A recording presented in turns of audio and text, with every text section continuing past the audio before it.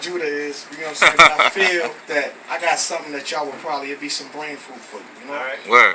So, I don't want no music or nothing, because, you know, I write, you know? So, I'm just going to share, okay? Alright. If that's all right with you. That's alright. All right.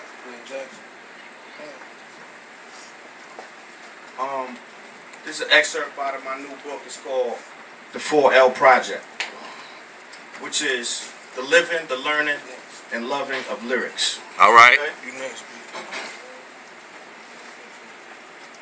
This is called Thinking Out of the Box. We started off moving boxes, jam-packed in a box-moving truck going to our destination.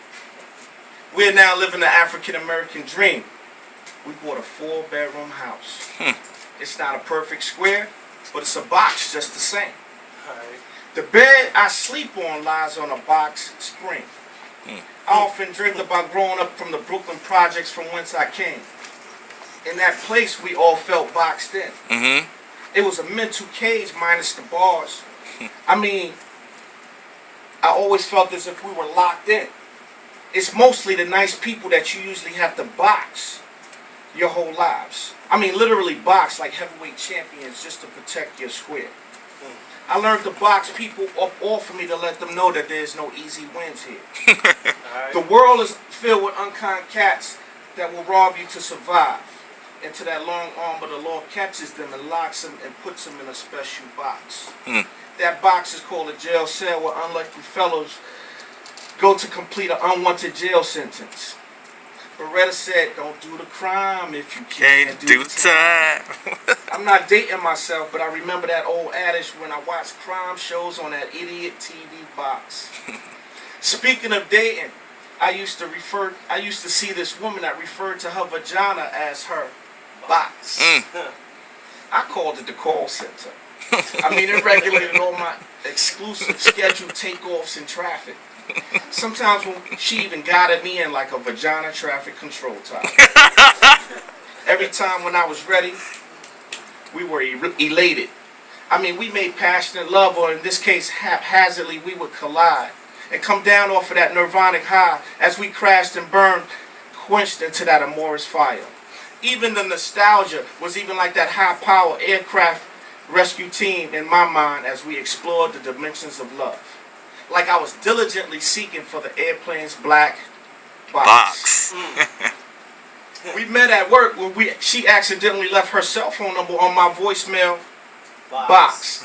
That's when a text came to meet me at the work-style cubicle box to troubleshoot my laptop that crashed from having too many open instant messenger chat boxes. Ironically, life is like a box of chocks. You never know what you'll get. And it's magnanimous of you if you get up to work to wake. Excuse me. It's magnanimous of you if you get up and wake up the good fight. Most won't. We've been conditioned to blend in and stay out of sight and stay in our own lane, or don't rock the boat, or just be kept. And to me, that's fruitless, tasteless, senseless, to be voiceless. The first words you ever spoke came out of your voice box. As a child, I played in a sandbox. When I die, I return to a pine box. Maybe that's why suddenly I'm feeling claustrophobic.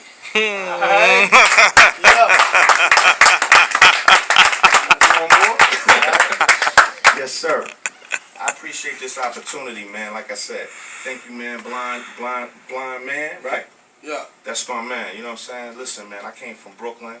I'm coming here with family. And it's like, you know, just to be here, man, you know.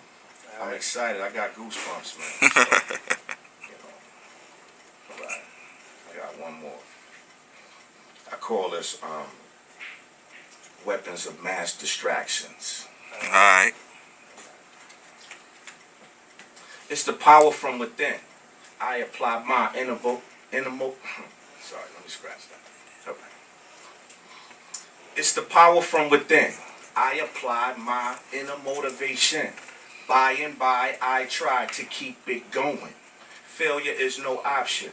I don't even know what to write on a sign, let alone if I'm supposed to be shaking. The cup I'm supposed to be shaking is aluminum or tin. But the paper bag brown shades of my skin can't conjure up stories that pull at your heartstrings.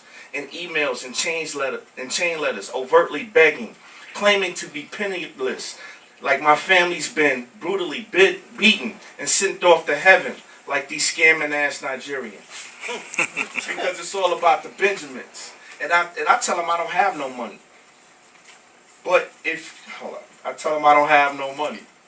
And you couldn't get a dime if I did, because every dollar that I get, first dibs go to my kids, and it is what it is. But I guess I'm no different than these billion-dollar corporations that feed your mind paranoia with trumped-up information that have you fighting imaginary enemies by stating that either they have poison or guns in the hands of your children, leaving you dumbfounded, flabbergasted, gassed up, wondering what the are they doing.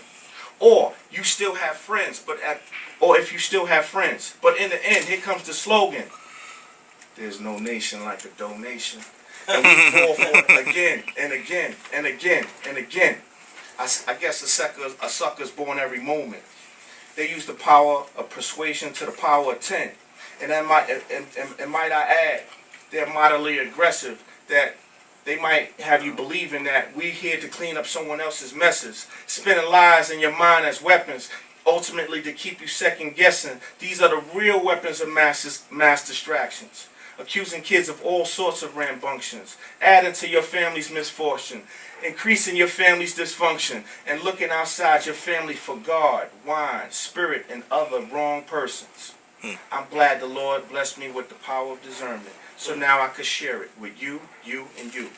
I hope this my 0.2 cents is worth it to stop and make you think how all these jokers are laughing at us all the way to the bank. All right.